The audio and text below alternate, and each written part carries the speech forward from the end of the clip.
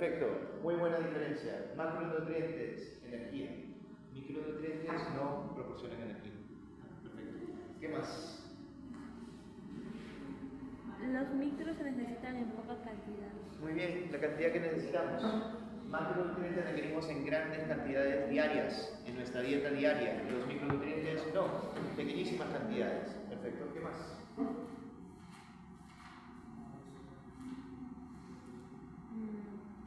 Sus funciones, ¿para qué sirven las diferentes? En general, digamos, a grandes rasgos, ¿cuáles son algunas diferencias principales? Por ejemplo, en el caso de micronutrientes, ¿en qué sirven? ¿Cuál es su función en la mayoría de procesos biológicos? Podríamos decir que los macronutrientes son estructurales, ¿no? Son, por ejemplo, las proteínas, la mitad de las estructuras son proteínas, etc. En el caso de los micronutrientes, la mayoría de estos van a ser los que utilizamos para servir en una función específica, ¿verdad? Va a tener un rol específico en algún proceso fisiológico, como lo vimos la semana pasada. En el caso de las proteínas, lípidos y carbohidratos, ya sabemos la distribución, que si tenemos un 100% de lo que consumimos al día en una dieta, ¿cuál es el porcentaje de proteínas que comíamos aproximadamente? Del 100%. Esto vimos en la primera mitad, que en la evaluación, en la primera mitad. ¿Cómo se distribuye el consumo de la dieta? Carbohidratos eran lo que consumíamos más, ¿verdad? ¿Cuánto era aproximadamente carbohidratos? El 10%. Alrededor del 60 o 55, 60%. En el caso de proteínas, ¿cuál es el porcentaje de proteínas? Aproximadamente 15% y lípidos. Hay que repasar, ¿no? Porque sea cancelatorio no quiere decir que no tienen que saber estos conceptos, sí pueden venir a la segunda mitad. Les dejamos claro cómo se distribuyen estos. Entonces aquí tenemos nuevamente nuestros macronutrientes, recordando la composición de estos. Ya vimos carbohidratos en gran detalle, ¿no? Que son la mayor parte de nuestra dieta.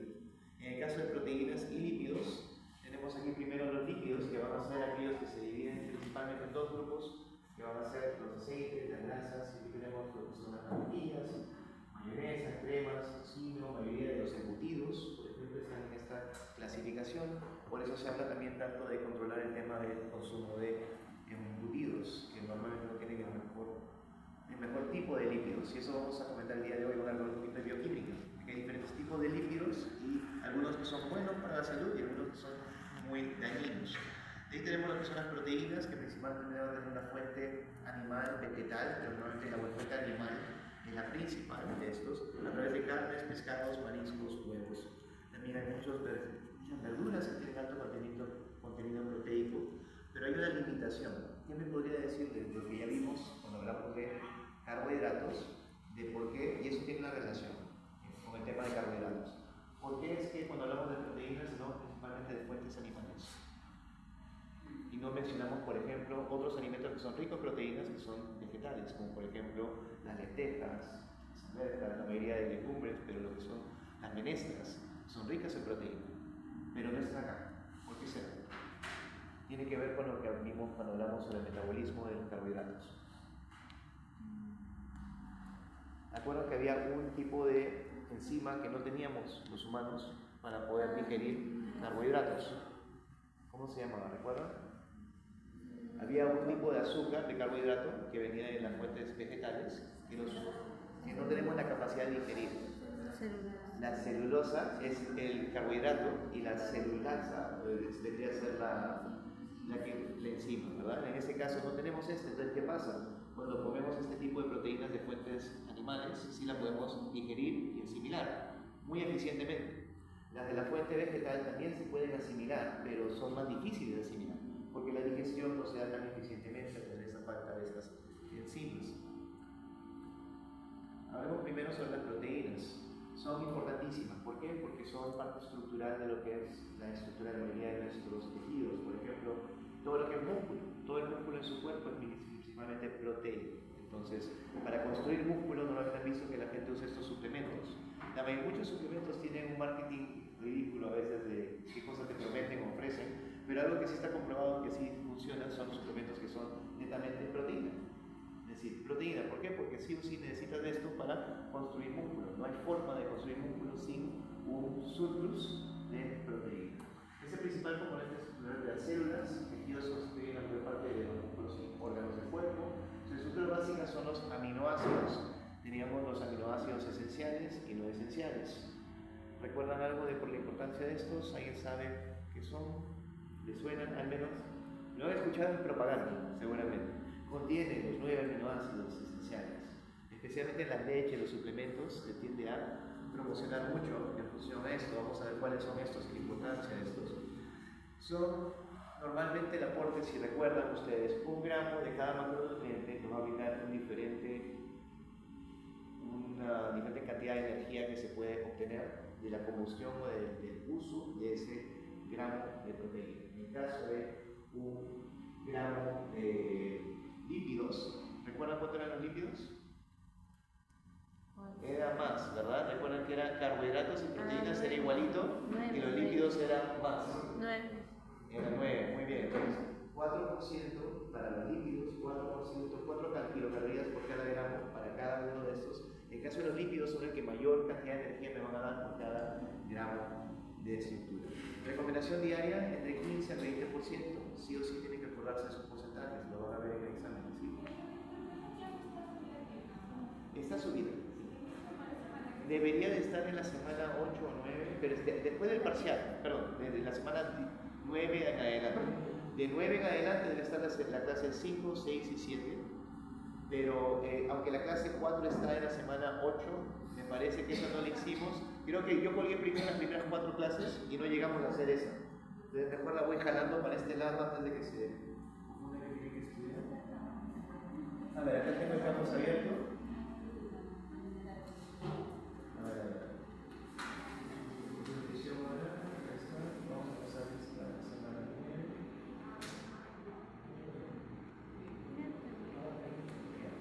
En la semana 9 está ahora la clase 4, semana 10 la clase 5, semana 11 la clase 6 y semana 12 la clase 7. Muy bien. Ese está en la semana 11, claro, sí. Efectivamente. A ver, está en la semana 10. No, en la semana 10 parece. En la 11 está la de vitaminas en la salud que hicieron con la doctora. Pero la cosa es que están en camas, están colgadas en PDF y están después del parcial, ¿verdad? Semana 9 en adelante, ahí están 4, 5, 6, 7, seguiditos. Esas son las que tienen que revisar. Y esta aparentemente no se llegó a realizar cuando salía de licencia, así que estamos tratando de ponernos al día. Y con eso ya concluimos las teorías. ¿Muy bien? Entonces, jóvenes, nuevamente el requerimiento diario es alrededor de 15 al 20% de proteínas. De toda su dieta, 20% tiene que ser proteínas sí o sí. Origen. De origen animal tenemos una gran variedad de fuentes. Por ejemplo, tenemos lo que es el pescado, los lácteos, las carnes por excelencia y los huevos, que vienen a ser una excelente fuente de proteína. Probablemente de los mejores es el huevo, en el sentido de que tiene un alto valor de lo que se puede digerir y aprovechar de este, y tiene un equilibrio muy bueno entre lo que son los beneficios tanto de la clara como la yema, que aporta muchísimos aminoácidos esenciales. En el caso de origen vegetal, tenemos aquí los granos ancestrales como la quinoa, la quilicha, las menestras, todas tienen un alto contenido de proteína, pero nuevamente, posible pregunta de examen, ¿por qué no podemos aprovechar adecuadamente la proteína de fuentes vegetales? Porque no tenemos esta enzima que nos ayuda con la digestión. ¿Podemos digerir esto? Claro que sí, pero no al 100%, ¿verdad? No al 100%. ¿Cuáles son los 9 aminoácidos esenciales? Aquí se los presento, seguramente lo recordarán en biología, porque ¿dónde vieron esto en biología y en bioquímica también? Pero sí o sí lo vieron cuando vieron el uso de estos compuestos básicos en bioquímica, estoy seguro que lo vieron hasta en las altas o con el doctor Chupitas. ¿Con quién llevaron bioquímica? Norberto. Ah, ¿ustedes llevaron con el Universo? No, Norberto. Norberto. Norberto. Norberto, no lo conozco. ¿Ese? Seguro que por eso no lo conozco. Muy bien, pues entonces, ¿se tienen que aprender los nombres de los 9 aminoácidos esenciales? Sí, los tienen que aprender. Entonces, tenemos el triptofano, la tiamina, valine, lisina, leucina, metionina, histidina, metionina y isoteucina. A mí me ayuda el tema de jugar con nombres nombres, nomenclatura, letras, siglas, no sé, como ustedes gusten. Tripio, tinodina, me acuerdo que usábamos asociación de palabras para acordarnos 3 veces lo que fuese, lo que les sirva, funciona. Muy bien. Y estos son los que el organismo sí puede sintetizar. Entonces, ¿cuál es la principal diferencia? Tengo 11 que no son esenciales y 9 que son esenciales. ¿Cuál es la diferencia? Ahí lo tienen en naranja en el cabezal. Hay algunos que el cuerpo humano puede formar. Es decir, cuando yo necesito este aminoácido, yo lo puedo sintetizar. Y hay otros que no puedo sintetizar y solamente vienen de la dieta. Entonces, los 9 aminoácidos esenciales vienen a ser aquellos que yo no puedo formar por mí solo. Es decir, el cuerpo humano no tiene la capacidad de formar ninguno de estos 9 compuestos. Si no lo tengo en mi dieta, no lo tengo. Por ende, tengo una deficiencia y eso causa una serie de secuelas a nivel sistémico. Y aquí tenemos los 11 ácidos no esenciales. La buena noticia, jóvenes, es que esto no les pido que se los memoricen. Al no ser esenciales, no se los tienen que saber de paporreta, pero sí los deberían de conocer al menos para que cuando escuchen el nombre sepan de qué están hablando. Estamos hablando de la alanina, la glicina, la asparagina, la cisteína, arginina, glutamina, tirosina, ácido aspartánico, prolina, serina y ácido glutamínico. Ahora, estas cosas les suenan, ¿sí? Porque lo hemos visto también en fisiología, muchos de estos. Algunos participan en lo que es el músculo, contracción muscular, algunas funcionan o participan en lo que es la formación de las hormonas tiroideas, en lo que era el eje hipotálamo hipofisiario, tiroideo, algunos van a participar en lo que es la regulación del dolor, algunos van a participar en lo que es la gluconeogénesis, etcétera, etcétera. Pero lo bacán es que esto, si es que por ahí tenemos una deficiencia, mi cuerpo puede sintetizarlo utilizando lo que ya tenemos dentro de nuestro medio interno. ¿Qué funciones tienen las proteínas principalmente? Les voy a pedir seguramente en alguna pregunta que mencione cuál de las siguientes no es una función de las proteínas, cuál de las siguientes no es una función de los lípidos. Vienen normalmente este tipo de preguntas. No les voy a pedir que rellenen o desarrollen, porque voy a tratar de que este examen sea principalmente para marcar. ¿Ok? Principalmente. Entonces, primero, son imprescindibles para el crecimiento. Una persona, un ser humano, no puede crecer si tiene una deficiencia en proteínas. Por más que coma una enorme cantidad de carbohidratos y lípidos, si no consumen el mínimo de 15 al 20% de su dieta diaria de proteínas, ese niño no crece. No crece. Su desarrollo se va a ver muy limitado. Entonces, estas también van a participar en la producción, en la cadena de producción de varias enzimas metabólicas y digestivas. Las proteínas, si recuerdan, había proteínas que estaban en todos los líquidos del cuerpo. Proteínas plasmáticas, proteínas que iban a ayudarnos con el sistema de defensa. Por ejemplo, jóvenes, tenemos una proteína en la saliva. ¿Cómo se llama esta proteína que ayuda con la defensa? Las inmunoglobulinas, que son proteínas al final, son proteínas. Inmunoglobulinas teníamos 5, ¿verdad? Que están en todo el sistema. En el caso de la digestión, tenemos también algunas proteínas que van a ser proteasas, pero van a ser a base proteica, como las alfamilasas en la saliva, etc. Que van a ser enzimas, pero también tienen un origen en estructura proteica. Después tenemos lo que son las hormonas, que muchas hormonas van a ser compuestas por proteínas, diferentes proteínas que van a ser unidas y van a ser sintetizadas, como por ejemplo la insulina, y van a formar parte del colágeno. ¿Y dónde está todo mi colágeno, jóvenes? Al cinerotaje. ¿Por qué el colágeno es imprescindible para el cuerpo humano? Fibras colágenas. ¿Qué células forman fibras colágenas? Hueso, osteocitos, ¿verdad? Osteoblastos. Y fibras colágenas a veces no nos acordamos, no le damos mucha importancia. Hueso es importante, claro. Músculo, ¿cómo se llaman las células musculares? Los miocitos, muy bien, muy bien, muy bien. Y teníamos células que también eran el tejido conectivo. Todo el tejido conectivo de mi cuerpo, mi piel, todo lo que son epitelios, básicamente, son producto de unas células que se llaman fibroblastos. Y los fibroblastos van a sintetizar fibra colágena tipo 1, tipo 2, tipo 3. ¿Pero por qué es tan importante esto, el colágeno?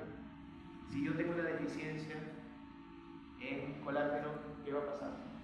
Aparte de arrugas, temas estéticos, voy a tener una alteración en todas mis estructuras, porque el colágeno está en todo, desde los cartílagos que están entre mis huesos, hasta los tendones que se fijan, el músculo, el hueso, hasta lo que es mi piel, las diferentes epitelios. Todo esto es lleno de fibras colágenas. Y en la boca no es la excepción, donde tengo fibras colágenas en el sistema estomatognático, que son importantísimas. En las encías, definitivamente el recubrimiento, muchísimas fibras colágenas, mientras más queratinizado normalmente también hay más colágeno todavía.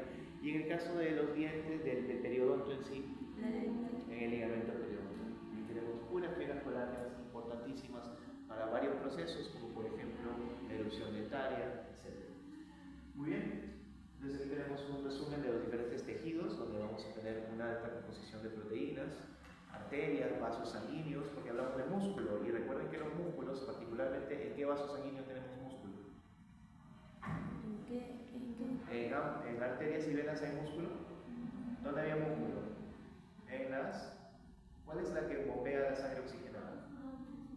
El corazón, ¿verdad? Entonces las arterias son las que tienen músculo. Usen eso para acordarse. En los que tienen músculo son los que van a empujar la sangre, ¿verdad? Por contracción. Entonces el corazón solito, mucha chamba, llevar la sangre a todo el cuerpo. Entonces se apoya de las arterias arteriolas que sí tienen una capa de músculo liso, a diferencia de las venas. Entonces tenemos las venas que también van a tener proteínas, pero aquí estaríamos hablando del músculo, de las arterias, y en el caso de las venas, ¿qué cosas estaríamos mencionando?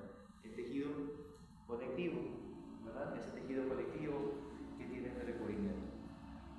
Muy bien, aquí tenemos un recordatorio de que el colágeno es importantísimo en diferentes estructuras, tanto en lo que son todas las articulaciones, tanto como la piel, etc. Por eso mucho de lo que ven ahora en marketing habla mucho de células madre y colágeno, etc. Pero hay que tomar con pinzas y siempre revisar un poco qué es lo que se ofrece y cuál es la realidad, porque a veces una cosa es lo que te permite la ley y el marco normativo del país decir en la publicidad, y otra cosa es lo que realmente el cuerpo humano puede utilizar y aprovechar.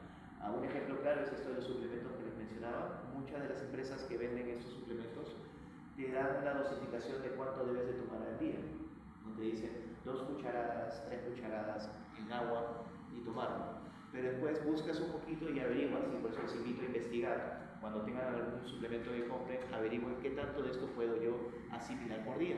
Porque, por ejemplo, en el caso de mi hermano, que entrenaba mucho, le gustaba el fisiculturismo, le enseñé muy rápidamente de que tomando la mitad de lo que recomienda el fabricante tiene el mismo resultado. ¿Por qué? Porque si el cuerpo solamente puede asimilar cierta cantidad de gramos de proteína al día y tú tomas el doble de proteína de lo que el cuerpo puede asimilar, ¿qué pasa con el resto que no puedo asimilar? Lo excretas por vía urinaria o por heces. Entonces a las empresas no les importa si tú usas de más, porque la idea es que vas a comprar más rápidamente el repuesto. Y más o menos la lógica de la pasta dental. Cuando conversábamos de esto, toda la publicidad dice que es llenar el cepillo completo, no porque sea necesario, con una lógica suficiente, pero ¿por qué? Porque más rápidamente vas a consumir el producto nuevamente. Entonces el fabricante va a hacer lo que le conviene como fabricante, no lo que le conviene al consumidor siempre, y es algo que tenemos que tener muy presente. Finalmente, en salud oral en particular, tenemos que las células del tejido especializado, de lo que es el ligamento periodontal y la pulpa, todo lo que es la pulpa dental, está compuesto por células, vasos linfáticos, sanguíneos y un gran número de fibras dentro de la pulpa dental. Cuando hablamos de fibras, entendemos de que estas fibras no solamente están dentro de la pulpa. ¿Dónde más están estas fibras? Dentro de la dentina, ¿verdad? Que no se ve en esta imagen, pero eso también lo tenemos, porque ya han llevado ustedes el curso con la doctora Vilma, entonces lo tienen clarísimo en todo lo que es histología. Estas células van a ser capaces de producir unas proteínas que no se encuentran en ningún tipo de tejido del cuerpo, y un gran número de proteínas estructurales de tipo colágeno que cumplirán ciertas funciones de mantenimiento de sus procesos fisiológicos. Entonces, lo que está diciendo aquí es que hay diferentes tipos de células altamente especializadas dentro de la pulpa dental que van a ser capaces de transformar las proteínas que hemos ingerido en nuestra dieta y viajan por el torrente sanguíneo llegando a la pulpa para poder hacer procesos como defender al diente ante un ataque. Por ejemplo, ¿qué cosa hace este diente si empieza una caries llega a la dentina? La caries llega a la dentina y ¿qué pasa? Se genera toda una cadena de comunicación, ¿no? Donde primero estas fibras, el líquido, hay una presión, un cambio de presión dentro del líquido intertubular, y eso afecta a las dendritas o las prolongaciones nerviosas que están en células nerviosas dentro de la pulpa, que dan sus dendritas dentro de los tubos. Entonces, eso activa una reacción reacción inflamatoria en la pulpa, donde normalmente se empieza a reclutar. ¿Qué tipo de células se reclutan aquí? Si la carie está aquí qué células empiezan a diferenciarse, porque acá tenemos células mesenquimales. ¿Sabemos qué son células mesenquimales? ¿Recuerdan? Son células, técnicamente células madre, a veces decimos células madre, pero son multipotenciales. Tienen varias diferentes líneas en las que se pueden diferenciar. Madre no decimos con mucha seguridad, ¿por qué? Porque célula madre yo entiendo que quiere decir que se puede diferenciar en cualquier tejido. Y estas ya vienen diferenciadas, entonces no pueden pasar a cualquier tejido, solamente ciertos tipos. Pero sí pueden diferenciarse en las que queremos, en este caso que son los odontoblastos. Entonces, todo esto que se va a dar aquí a nivel de la pulpa, si yo no tuviera las proteínas, estas células, por más que se empiecen a diferenciar, no podrían empezar a formar esta matriz dentinaria de defensa, que es la dentina terciaria. En el caso de los niños hay una relación especial con la importancia del colágeno. ¿Por qué? Porque, como les mencionaba, un motivo muy común para una alteración o un retraso en la evolución dentaria puede ser un déficit de algunas vitaminas que son clave para la formación de fibras colágenas. Por ejemplo, también por déficit proteico. Si la persona está con desnutrición, por más que esté tomando tal vez jugo de naranja y tenga la vitamina C, para formar la fibra colágena, si no están las proteínas, para formar la fibra colágena toman varias diferentes precursores, es decir, para construir una pared no solamente uso ladrillo, necesito ladrillo, cemento, necesito clavos, necesito arena, etc. Entonces, para poder armar todo esto de la misma forma, para poder dar todo el proceso que es tan complejo en la evolución dentaria, van a participar varios actores. Si falta cualquiera de estos actores, retraso en la evolución dentaria o se detiene por completo y el diente simplemente se queda ahí encapsulado. En el caso de la desnutrición y la caries, esas también tienen una relación directa. Hay varios estudios que han establecido de que la desnutrición también, personas o niños con desnutrición tienen mayor prevalencia de caries. Hay una asociación directa. La causa o la razón directa no se ha encontrado, digamos, no hay un estudio que diga es por esto, pero se entiende que es por un tema de déficit en lo que es alimentación adecuada. Es decir, los niños comen porque tienen que comer, pero comen cosas que son dañinas, altamente concentradas en carbohidratos, mucho azúcar, mucho alimento procesado, y al final no tienen el equilibrio calórico que deben de tener. Por ejemplo, la falta de las proteínas. Por ejemplo, en una dieta si ustedes ven la canasta básica de una persona muy humilde, normalmente, ¿cuál de los grupos de macronutrientes creen que va a estar en deficiencia? Carbohidratos, las proteínas, lípidos, las proteínas, la carne, el pollo, eso es lo que normalmente es lo más costoso. Entonces, una persona que tiene un grado de desnutrición, normalmente es porque tiene una relación con la capacidad adquisitiva de la canasta básica familiar de esa familia. Es muy extraño encontrar desnutrición infantil en personas que tienen, digamos, cierta estabilidad económica. Normalmente van de la mano, es la realidad. Entonces, lo que pasa es que esas personas normalmente sí van a consumir 2.000 calorías con suerte, tal vez llegarán a 1.800, tendrán ese déficit, pero esas 1.800 calorías son puro carbohidrato y puro lípido. Entonces, tienen una deficiencia enorme en lo que son las proteínas estructurales y por ende no pueden llevarse a cabo los procesos normales de formación de hueso, crecimiento, cartílago, etc.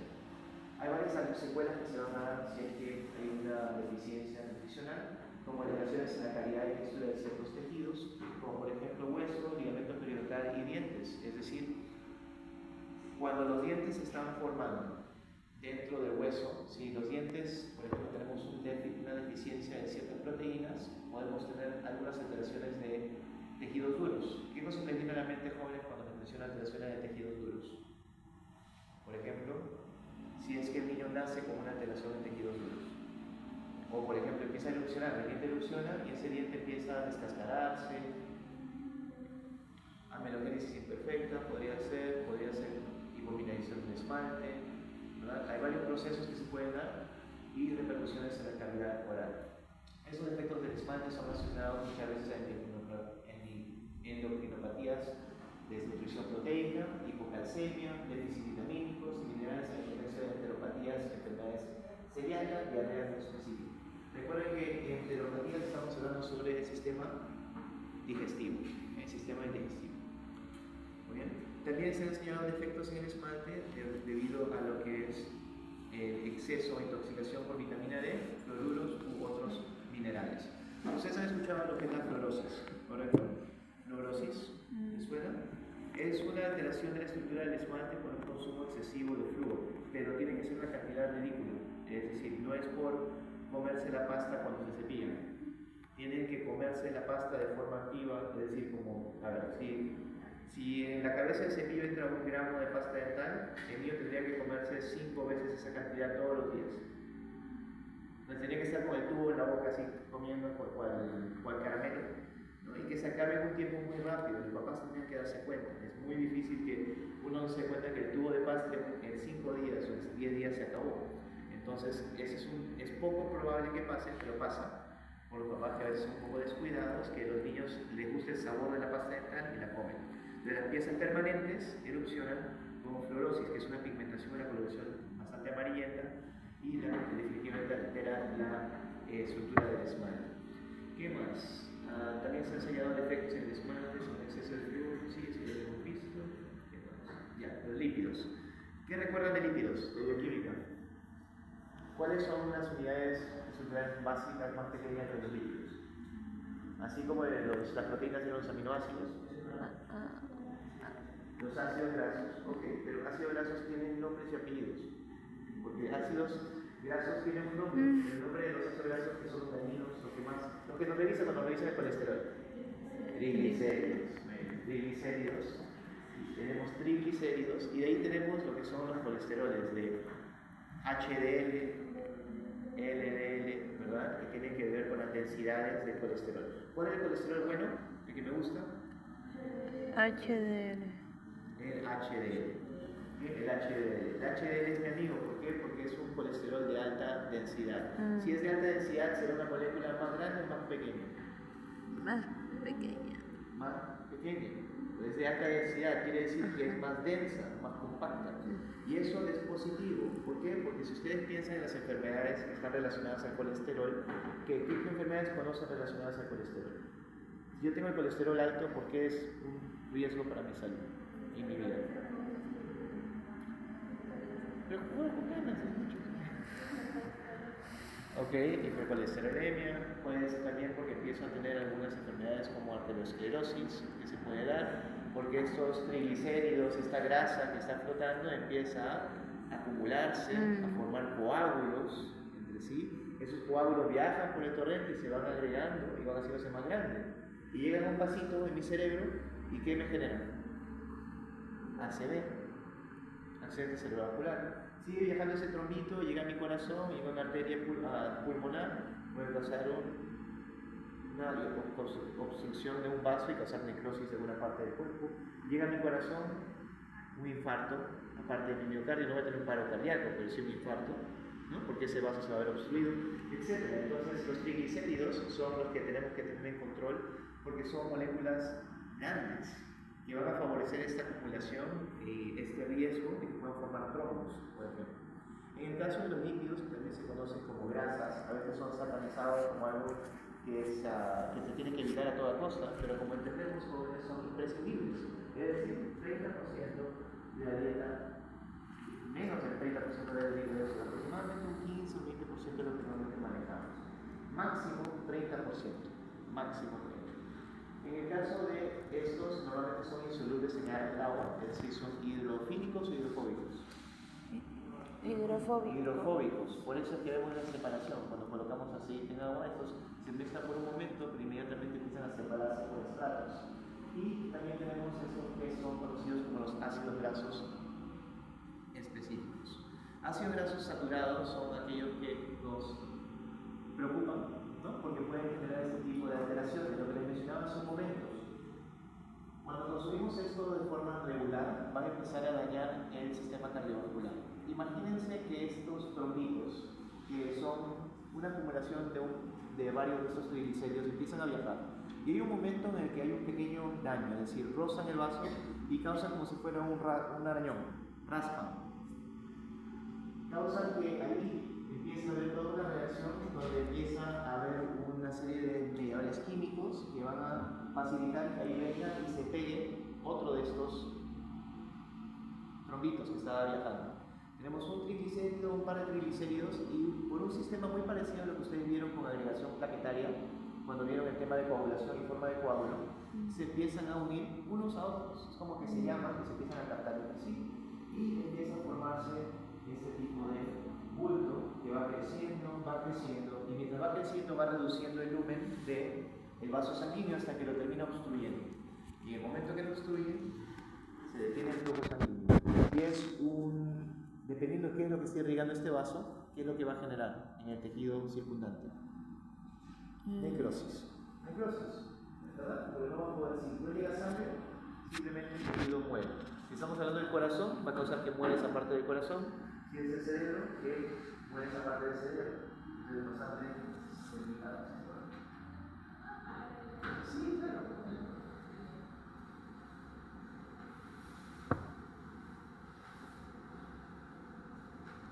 Ok. Entonces, ¿cómo se llama esta enfermedad? ¿Estamos viendo la imagen? Aterosclerosis. Aterosclerosis. Y esto es lo que podría pasar, jóvenes, en la aterosclerosis. Pero ¿qué podría pasar también? Ese trombo, en algún momento el cuerpo también se defiende. Y esto no está bien, no debería estar aquí pegado. Entonces empieza a tratar de liberar ese trombo, deshacerse de ese lisis. Y pum, se separa, cuando está por aquí, pum, se separa y empieza a flotar por el vaso sanguíneo. Eso también es un serio riesgo a la salud. Su acumulación genera también el hígado graso, que es una enfermedad que puede poner en riesgo la vida, toxicidad e hipertensión arterial. Se encuentran en carne, leche, huevos, queso, mantequilla, aceite de palma. Ahora, ¿será que no debo de comer carne, leche, huevos, queso? No, debo de comerlos, pero con mesura. No puedo tener una dieta, por ejemplo, en la cual, no sé, de desayuno coma carne, queso, mantequilla, todo junto, digamos. Básicamente estoy alterando ese 100% y estoy diciendo ya un 60% lípidos, por ejemplo. Ácidos grasos insaturados, esos son nuestros mejores amigos. Aquí tenemos el aceite de oliva, la palta, que normalmente tiene lo que es el HDL, ¿verdad? Ese HDL es el colesterol más buscado por el cuerpo humano. Los monoinsaturados van a competir el sistema cardiovascular, reduciendo los niveles de colesterol total en la sangre, el LDL, que es el low density cholesterol, y el HDL, que es el high density cholesterol. Este es bueno, pero ese es el mejor, ¿verdad? Porque es el que menos riesgo causa, el que menos daño le hace al ser humano. Tenemos lo que son los omegas, que van a venir principalmente de lo que es el aceite de oliva, paltas, almendras, pecanas, aceitunas, etc. Eso es el caso del omega 9. Los omega 9, por favor, recordemos cuál es la fuente de este ácido tan importante. Pero tenemos también los otros omegas, que lo hemos mencionado, que son el omega 3, el omega 6, y esos son los que vienen ¿de dónde? Del pescado. ¿De qué parte del pescado? La parte blanquita que nos gusta a todos, la parte oscura. Mientras más oscura, mayor valor nutricional. Yo sé que a la mayoría no les gusta, a mí particularmente cuando era niño lo dejaba. Me comía toda la parte blanca y no quería comer la parte oscura, pero es donde sí o sí tenemos que enfocarnos porque están todos los nutrientes. ¿Cuáles? Por ejemplo, los poliinsaturados como el omega 6, el ácido linoleico, y el omega 3, el ácido linoleico. En el caso del pescado, la mayor absorción viene de esta fuente, por eso es algo que tenemos que tener sí o sí en nuestra dieta, pero algo que en Perú tenemos, que es muy bueno para la fuente de omega, es el sacha inchi. Por ejemplo, el aceite, ¿han escuchado de esta semilla? ¿No? Sí, el nombre sí. Sacha inchi. ¿No han escuchado de esta? No deberían haber escuchado, es peruano. Ahora hacen un aceite es caro, es costoso. Que como ya hemos conversado alguna vez, en las mejores, más saludables de la comida, más orgánica, normalmente mayor es el costo. Hay un costo muy elevado para una nutrición adecuada. Por eso tenemos un desfase y un problema de nutrición en el Perú, porque por más que tenemos alimentos muy variados, conforme pasan los años se está volviendo más y más caro tener una dieta balanceada. Muy bien, entonces, ¿por qué son buenos los poliinsaturados en general? Porque van a ayudar a reducir el nivel total de colesterol. Es decir, estos de aquí ayudan a controlar mi nivel de triglicéridos, por ejemplo. Si yo consumo este tipo de ácido graso, me ayuda a controlar esa grasita que me comí en el chicharrón del desayuno, por ejemplo. Esa es la idea, tiene un efecto muy positivo en evitar que se formen esos trombos que son tan peligrosos, que se forman por los triglicéridos. Y aquí tenemos consecuencia de la desnaturalización que ocurre con los aceites cuando yo los termino desnaturalizando. Es decir, cuando tú tomas una grasa y le sumas un hidrógeno adicional, se termina desnaturalizando como siendo una grasa trans. Entonces, hay muchas grasas que son saludables y después de un procesamiento, ¿no?, ya terminan siendo dañinas, como por ejemplo tenemos aquí las grasas cis, como el aceite de oliva, y tenemos las grasas trans, que son por ejemplo las de las margarinas que encontramos en el mercado. Los grasas trans. En el caso de las grasas trans tenemos por excelencia todo lo que es la comida chatarra. ¿Bien?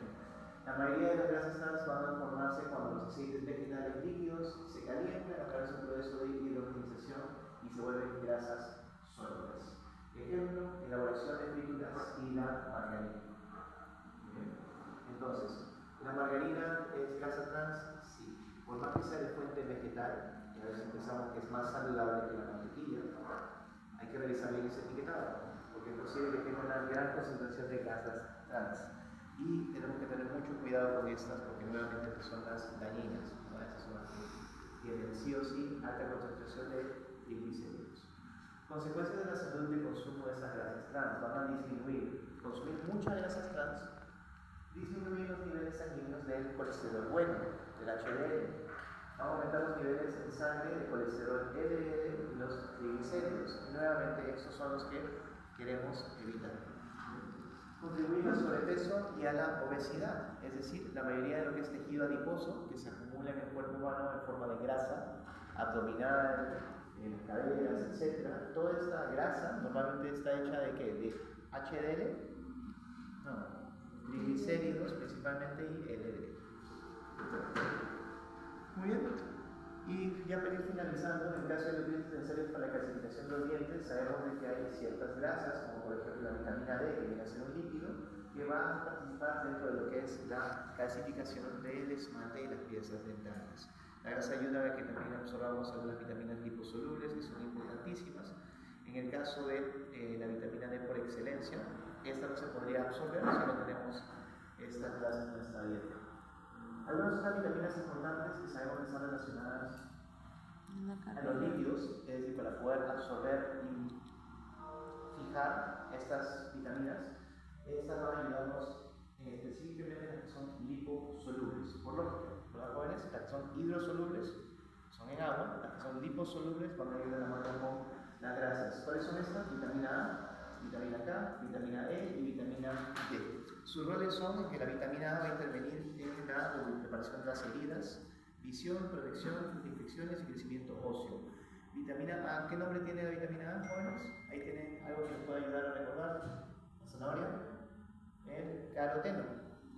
Si recuerdan en fisiología, cuando había este exceso de caroteno, ¿qué pasaba en la piel? Había una naranja, ¿no?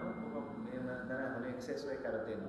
Vitamina K, recordemos que era la vitamina K, estaba en la cascada de coagulación por excelencia. Muy bien.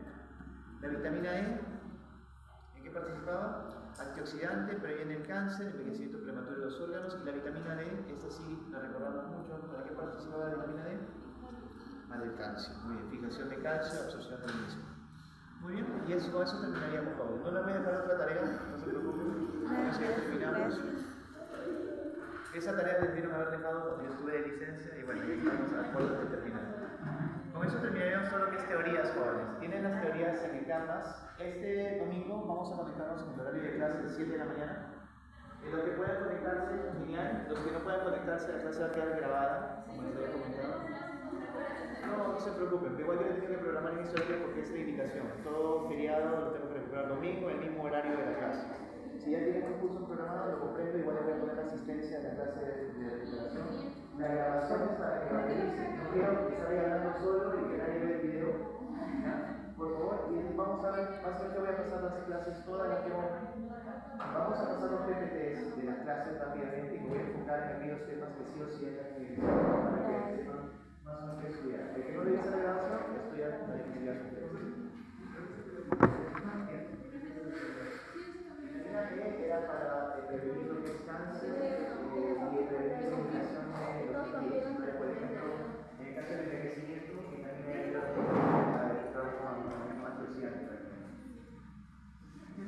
La próxima semana, como ven, también llegaron tarde, ¿qué estaríamos haciendo la próxima semana 15 en clase? Examen. Su examen. ¿Okay? Cualquier observación a través de Gladys, le avisan por favor y Gladys, tú me haces saber si están todos de acuerdo para poder programar la próxima semana y venir con los exámenes en mano.